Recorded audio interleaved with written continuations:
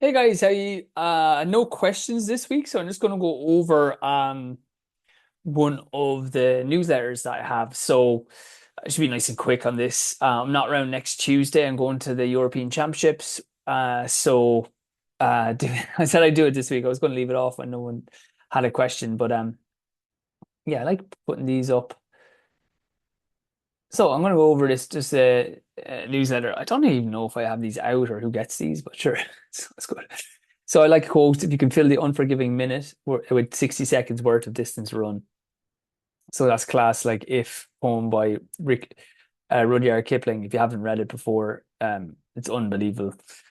Probably top five poems ever written, I would imagine. So what I do at this was I want to look at just like some some different sessions that we do that we recommend. So let's see if this still plays.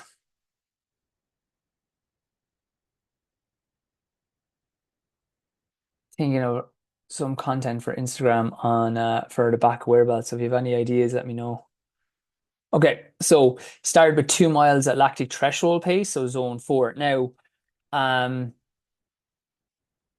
if you're starting with that, obviously like just do it on pace initially, and then just go up and down, um, go up and down based on, excuse me, up and down based on the heart rate, but it takes about a mile to get into the heart rate. Like, don't try sprint to get your heart rate up into lactic threshold. Like, my heart rate probably here was like zone three rather than zone four for like the first mile. And then when I kind of built into that, you can see you're quite relaxed here. Um, these second ones though, then you start to move a bit faster. Um, yeah, so then we did 8 by 400 at 10K pace to get some turnover, but just to feel comfortable. And then I did 10 minutes in the opposite direction. So you do t 2 miles at LT pace is actually quite chunky, to be fair. Sometimes I'll just do 2 miles at 80 pace, like zone three, but zone four, to get the threshold in. Then 8 by 400, and I probably would do that off like 45 seconds. And what you're trying to do is like, I use this even get ready for 5Ks because say if I'm hitting like 72, 73 seconds, whatever, like I'm in 10K pace, you're not too far off race.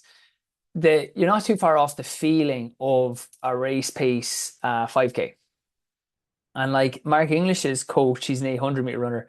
He like really good one. But his coach is really, he's like, we practice two elements of the 800. They either practice the first 200, and the idea being there is can you run um, the pace that you're going to come out in, but be relaxed. So they'll take, say, 2 minutes recovery, and then um, they'll do being able to hold harder pace at the end when you're tired, and they'll do a shorter recovery and try to hit that pace specifically. So why I'm saying that is that's the same with us. Like there's kind of two paces that you need when you're racing. The first is like, can you cruise at the pace and be comfortable? So these are the type of sessions I love during the year where you're not practicing like this shouldn't be like a dig in. This shouldn't be like um we're trying our hardest here. We're like digging in, gritting our teeth, breathing hard. This is the other part. This is the like I'm doing a 5K now on Friday, and I want to run if I can like kind of 14:20s. So I was on the track today. It's 3 days away, so I was only doing like a simple session. I do like 2 laps at kind of threshold, like kind of AT zone three pace, and then I just do 1 lap at like 70, which is essentially like 14:20 pace. So 14:22. So yeah, 69, 70, just to get used to like, all right, but I'm not trying to sprint that. I'm trying like, can I be very relaxed, but that's still a fast pace. And it's the same with these 400s. It's like if you're doing them at 10K pace, it's like, well, can I get relaxed at my 10K effort? Um, yeah. So, and then off maybe 45 seconds recovery. If you wanted, you could take a minute, but you want to keep the recovery short because you don't want to be pushing the reps. You want to feel like you're just cruising in. Every rep should just feel easy. Like the last few should feel easier than the first because you've got that bit of speed into your legs, that bit of rhythm into your legs. And then we finish with, like, say, 10 minutes in the opposite direction. Or if you wanted, you could do 2 miles, and that would be 10K or 6 miles total, you know. Um, so it's a great way to top up the aerobic because you got like zone four, zone three, and obviously this is kind of more zone five VO2 max stuff into the 10K range. Um, but I was doing this with Brian Maher when I was running, like I ran 14:11 on the road. That summer I ran sub 30 minutes for 10K, and we do maybe 12 by 400 building up to that with less miles before or after. Then we'd move to like 800 600s for 1 week. You might do like 8 by 600 or 10 by 600. No, 8 by 600. And then you might go 6 by 800 at that 10K pace of incremental, so a minute and then maybe 50, 75 seconds on those. And there's a great way of getting like rhythm in the middle so that when you do run paces in races, it's not feeling like super hard. Okay. 2 miles off 1 minute. Yeah, so I did 1 mile minute recovery, 1 mile. That is, if I was, it'd be very unusual to do 2 miles straight. Then 8 by 400 offset, 45 seconds rest or a minute. They get that rhythm, and then 10 to 12. Yeah, I do 2 miles again at zone three pace. Your heart rate might be a bit elevated here. I'd probably switch to pace there, but again, you could just do heart rate to keep it very strict if you're coming back and your fitness is not high because it's still 6 miles, it's still 10,000 meters of work. It's a good little session. Okay, let me see if this will come up then.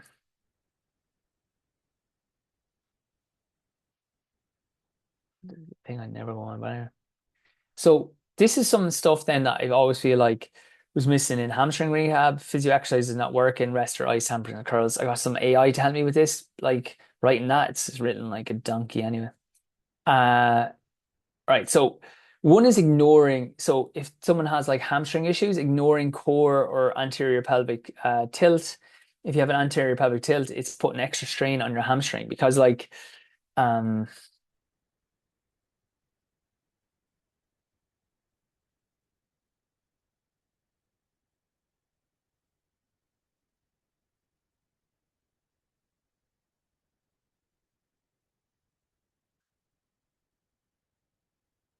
see the hamstring attaches at the bottom of the pelvis. So if the pelvis is tilted forward, it just puts the hamstring on like more of a stretch. And there was that kind of research that, like, obviously it's this guy Mendiguchi, and there's some other lads now are doing a lot on like looking at if you can control the pelvis. Um, you're kind of putting extra pressure on. So it's just like rather than working on hamstring, if you're always like arching through your back or not controlling this, that can be like something you're not thinking about that's causing a lot of strain on the hamstring. Excuse me. Second, make sure you're working on core exercises with that neutral pelvis. That's where the back wear belt comes in. You can see here I'm arching my back, and then the sensor is well out of position. But if I keep this center here, it keeps coming in. So like again, I've seen a load of people come into the clinic, repeated hamstring tears, hamstring strains, and working on this, being able to keep the pelvis level, really helps kind of cause a breakthrough that they wouldn't be seeing. Weak glute activation would be another thing. Your glutes are the key to powering your stride. When they aren't activated, your hamstrings are forced to work harder. So that's the thing called synergistic dominance. So a lot of times people are, even if you're doing glute bridges, if the glutes aren't firing, what can happen then is the hamstrings are overworking. And then I see a lot, like if you have someone lying on your back, you get them just to lift their leg up and their hamstring is firing like crazy. Excuse me. I was doing freaking income taxes today, so my Talk about something that's like going to absolutely drain your energy. Also, so it's like I work as a lecturer, so that's a PAYE job, like an employment job. And apparently so then I had to put in my taxes today for my like self-employed income, and apparently they undercharged me 2,000 euros of tax in my PAYE job. So now I have to pay that back to them. Yeah, fair play to the government. Yeah, that was a nice little. I was like, this makes no sense. I actually put it into ChatGPT, and it was like, yeah, they undercharged you for tax for the last year apparently, so you owe it back now, which is, if I didn't have a other job, they never would have saw that. So that was nice. Anyway, back to this. Yeah, if you lift up the leg, the hamstring fires like crazy, and the glute doesn't work at all. So the thing is to make sure that the glutes are activating. And what you need to do there is maybe go for easier type exercises, but like kind of concentrate on the glutes kind of firing, and then build back up with that in mind so that the hamstring isn't just doing all the work. Because a lot of times people come to me with weak hamstrings, but they've done a load of hamstring work. Their hamstrings are firing, like their hamstrings are very strong. They're just not they're working too much compared to what the glute should help. So for extension, the glute should be the main muscle, the prime mover. The hamstring should be the assister. They call it synergist. But what can happen is you get a flip reversal where the synergist is doing too much work and the hamstring and the glute's not doing enough. Okay. Make sure you're doing these glute with neutral pelvis. Yeah. So again, a neutral pelvis will be here nicely because it'll just stabilize around here. So rather than moving through your back, you're just moving through the hips.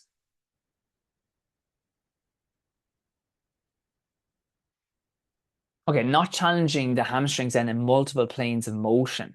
Okay, so this especially if you're doing like cutting sports or changing direction. So most rehab works just in um like you need to be able to turn. So like twisting your body as you're doing some stuff, reaching in different planes of motion as you do your hamstring exercises, can just really help kind of like challenge it in ways that like it mightn't be. Like, they saw, for example, I think it's like over 60% of running in like the Premier League soccer is around is curved running. It's not straight. It's like you're waiting to try stay on side and you're moving. So like even like simple stuff like that when you're going back to running drills, if you're doing that kind of if it's back into field sports that you're doing like kind of curve running, etc.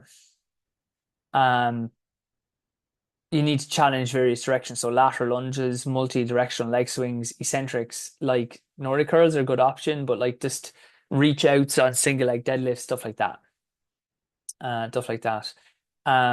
Not doing strides or running drills. This is massive. Hamstrings injuries often persist because you're not integrating in strides and drills into your routine. Strides can help you gradually introduce faster running and conditioning. So like again, it's a different challenge, isn't it? Like to quickly contract and relax and lengthen the way it happens in drills. So like working on the good postures that you've tried earlier on, um, in into more like dynamic actions like escapes, butt kicks, like karaoke's, changing the direction, can really help. Other ones I would have put in, I don't know, I might just add this in now. Um, I wonder can I put a reply earlier, but I'll just also working the whole posterior chain.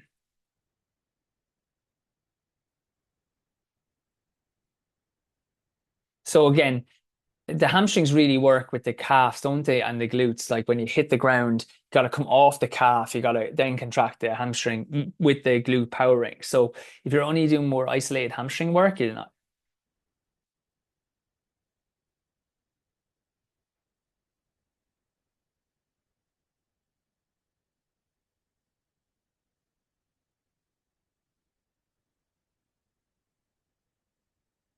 All right. Put that out there.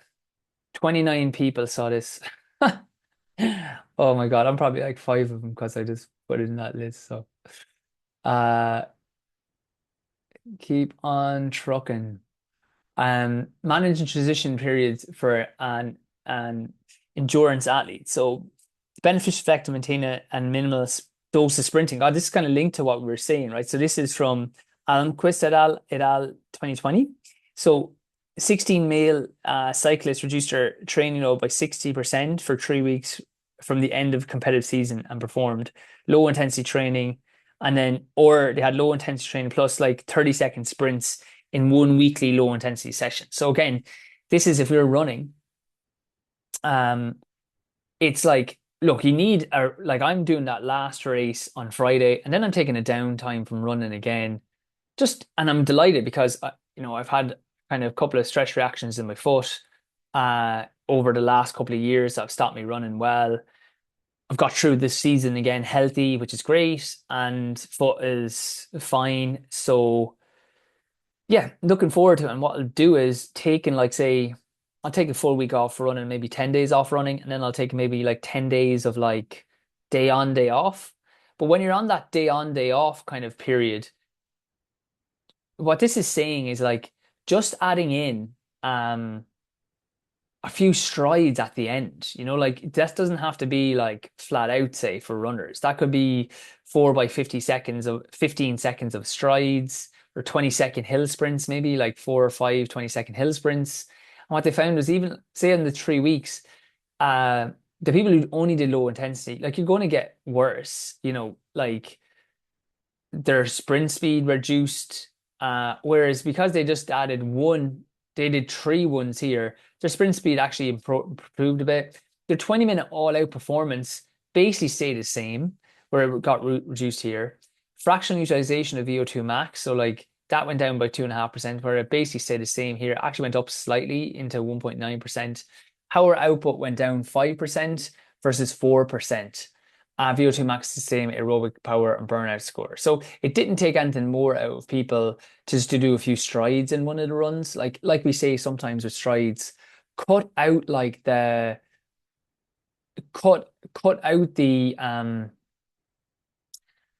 sorry, cut out the distance. So say for example, if these people say you're going to do a 30-minute run, do a 25-minute run, but just add in the strides at the end. So it doesn't even have to add anything into your run. I also think here when you're on your easier time, like I'll get back into the gym a lot more now in those 10 days off. Every second day so I won't run for like 10 days, but every second day I'll be in doing the gym or good chance to get back in doing some skipping or like foot rehab that I should be doing that I'm always terrible to do um to just keep everything healthy. So yeah, and then lastly, Pilates exercise of the week. This is just again nearly what we were saying with the probably picked one because of the hamstring. This is like just adds a dynamic action. So you see we're into a hinge position and then we're like pushing forward. And this is what I mean where you'd use the calf, hamstring, and glute. So you see it's replicating the way the hamstring isn't just, it's not all just about Nordic curls or like they're good. I'm not saying they don't have a place, but I'm like everybody kind of knows those, but they don't think about like, well, these all three kind of work together. So actually like all my links have worked today. So here we go. This is last one. Oh yeah. Okay. So like this again is a nice way of like working the whole chain.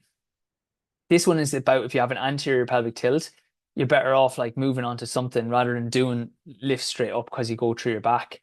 So if we push through and up, but it's a nice one to do that we can hinge. When I say add the rotation, if you just took that weight, twisted to the side, so it's on the side of your knee, and then came straight up with it overhead, that's a lovely way of adding that kind of 3 dimension. Sorry, I got an extra screen up there. But again, see, Shane Bolt would have had a lot of back issues, but when he was doing like Olympic lifts, they do it straight. Whereas when you're running or sprinting, you're always in a kind of split stance position. So that allows the way it keeps your back solid because the foot can get out of the way. So then you can have like you're not trying to like find that range of motion through somewhere else. Usually they're back. All right. So short and sweet this week, guys. Any questions? Said I'll be in Birmingham next week, but I'll be back the following week. Thanks a million. Take care.